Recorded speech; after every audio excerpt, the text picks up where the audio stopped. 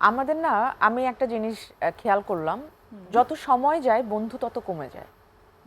আসলে বন্ধুত্ব থাকলেও মানে একটু মানে ডিসটেন্স বেড়ে যায়, বন্ধু কমে গ্যাপটা। যায়, আড্ডা কমে যায়, সেই আগের মতন ধরো ইচ্ছা করে না যে সবাই আবার হ্যাঁ হয়তো খুব অকেশনালি হয়, কিন্তু আগে যেরকম ধাপধুপ আমরা বের হয়ে যেতাম যে চলো তোমার ই আমার করি, নাইট ওয়াকটা আবার স্টার্ট করতে করতে হবে। হবে করতে হবে।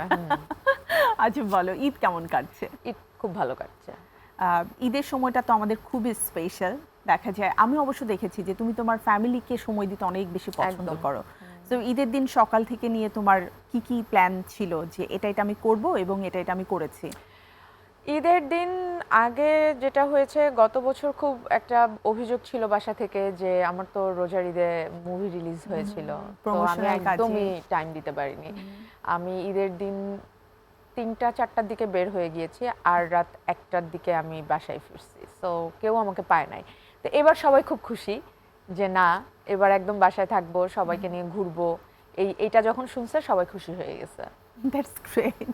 অ্যান্ড তোমার ভাইটাও বড় হয়ে গেছে, আঙ্কেল হ্যাঁ, আন্টির কিন্তু আগের চেয়ে একটু বয়স বেড়েছে।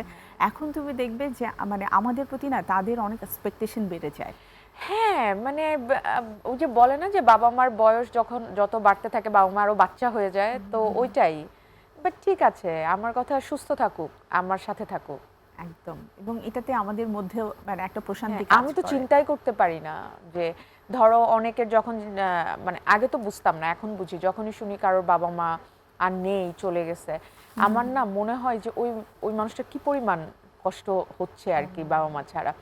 মানে এখন ধরো হুট করেই মনে হলো আম্মু ডাক দিলাম, একজন ডাক শুনতেছে, আব্বু, কেউ মানে না কেউ চিন্তা করা আসে। যায় ইভেন না। তুমি দেখো, তুমি যখন ঈদের দিন একটু সময় নিয়ে ঘুমাবে তখন কিন্তু মা এসে সবার আগে বলবে যে তোমা তাড়াতাড়ি করে ওঠো, কারণ হ্যাঁ, ঈদের দিন এত ঈদের বেলা দিন। করে ঘুমানো না যাবে না, না, আমি তো রেডি আমার হও, আমার ফ্রেশ যে হও। লাইফ, আমি কিছুই চিন্তা করতে পারি না। আল্লাহ তাদেরকে অনেক হায়াত দারাজ করুক এবং আমার আয়ু দিয়ে দিক, বাট তারা ভালো থাকুক। ইনশাআল্লাহ। আচ্ছা, এখনকার ঈদ আর ছোটবেলার ঈদ নিয়ে একটু গল্প শুনতে চাই। এখনকার ঈদের সকালটা মানে কিভাবে করে শুরু করো? লাইক পায়েস খাও, সেমাই খাও, খিচুড়ি খাও, এরকম গল্প কি আছে? ছোটবেলার ঈদে যেটা হতো, নিজে থেকে ঘুম থেকে উঠতাম যে ঈদ আজকে, মানে সকালবেলা উঠে গোসল করে আগে নতুন কাপড় পরতে হবে। হ্যাঁ, ফ্রেন্ডদের সাথে দেখা একদম, করতে মানে হবে। ফ্রেন্ড ট্রেন্ড বাদ দাও, গোসল করে নতুন কাপড়টা পরতে হবে, যেটা এখনো পরা হয় নাই। আর এখন ঈদে যেটা হয় যে আম্মু এসে ঘুম থেকে তোলে যে উঠো, মানে সময় রেডি হয়ে হও, গেছে। ফ্রেশ হও। হ্যাঁ, তো সালামটা আগে কাকে করতে, আন্টিকে নাকি আঙ্কেলকে? না, আগে আম্মুকে করা হয়, তারপর আব্বুকে করা হয়। সালামি কে বেশি দেয়, আঙ্কেল নাকি আন্টি? তাদের অনুপাতে তো অনেক বেশি দেয়, ধরো ৩০০ ৪০০ ৫০০ টাকা তো অনেক টাকা। হ্যাঁ, মানে কে বেশি দেয়, আঙ্কেল নাকি আন্টি? আম্মু বেশি দেয়। আম্মু। হ্যাঁ, আদরের মেয়ে তো। আম্মু বেশি দেয়, এবং আম্মু ঈদের জন্য ধরো ড্রেসও গিফট করে এখনো। তা ওয়াও। আম্মুর ইনভেস্টমেন্ট বেশি।